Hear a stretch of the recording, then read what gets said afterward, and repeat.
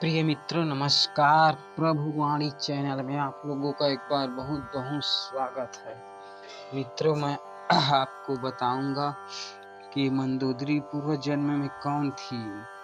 रामायण के प्रमुख पात्र मंदोदरी दैत्यराज मायासुर की पुत्री और लंकापति रावण की पत्नी थी।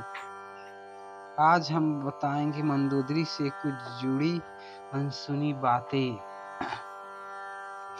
हिंदू पुराण में दर्ज एक कथा के अनुसार एक बार मधुरा नामक एक अप्सरा कैलाश पर्वत पर पहुंची और देवी पार्वती को वहां न पाकर वह भगवान शिव को आकर्षित करने का प्रयत्न करने लगी।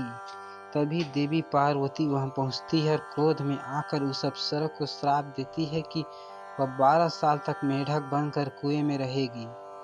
भगवान शिव के बार बार कहने पर माता पार्वती ने मधुरा से कहा कि कठोर तप के बाद ही अपने असल स्वरूप में वापस आ सकती है।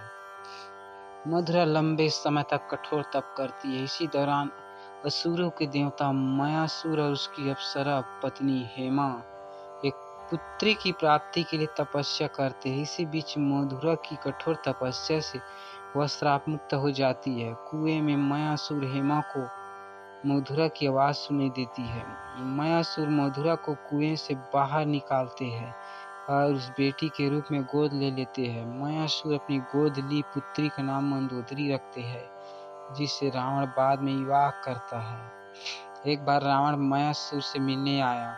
उसकी खूबसूरत पुत्री को देखकर उस पर मंत्र मुग्ध हो गया। रावण ने मंदोदरी से विवाह करने की इच्छा जाहिर की, जिससे मायासुर ने अस्वीकार कर दिया। लेकिन रावण ने हार नहीं मानी, जबरन मंदोदरी से विवाह कर लिया। मंदोदरी जानती थी कि रावण अत्यंत शक्तिशाली है, इसलिए अपने पिता की सुरक्षा के लिए रावण के साथ विवाह करने के लिए तैयार हो गई। रावण और मंदोदरी के 3 पुत्र हुए, अक्षय कुमार, मेघनाथ, अतिकाय। रावण बहुत ही अहंकारी था।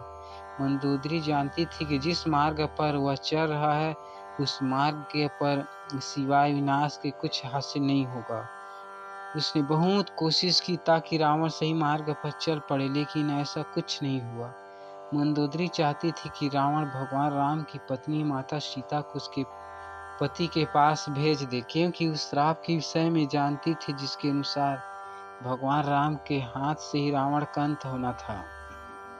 लेकिन जब रावण युद्ध हुआ तब एक अच्छी पत्नी की तरह उसने अपने पति का साथ दिया और समर्पित स्त्री की पहचान कराते हुए रावण के जीवित लौट आने की कामना के साथ उसे रणभूमि के लिए विदा किया।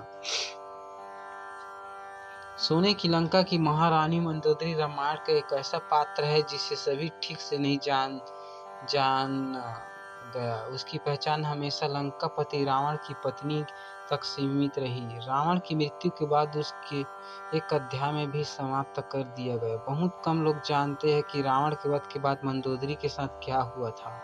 रावण के वध के बाद मंदोदरी रणभूमि में पहुंचती है। वहां पति पुत्र के साथ अपने के शव को देखकर शोक में डूब जाती है। श्री राम उन्हें याद दिलाते हैं ये अब लंका की महारानी अत्यंत बलशाली रावण का विधवा है। उसके बाद मंदोदरी लंका वापस लौट आती है। एक किंवदंती के अनुसार पति पुत्र के दुख में मंदोदरी खुद को महल में कैद कर लेती है, पूरी तरह से बाहरी दुनिया में संपर्क तोड़ लेती है। इस दौरान विभीषण लंका का राजपाट संभालते हैं। कई सालों बाद मंदोदरी फिर से अपने महल से बाहर निकलती है और विभीषण से विवाह करने के लिए तैयार हो जाती है। विवाह के बाद मंदोदरी ने विभीषण के साथ मिलकर लंका के साम्राज्य को सही दिशा में आगे बढ़ाया। दोस्तों वीडियो अगर अच्छा लगे तो चैनल को सब्सक्राइब करें, बेल आइकन को प्रेस करें। देखने के लिए धन्यवाद।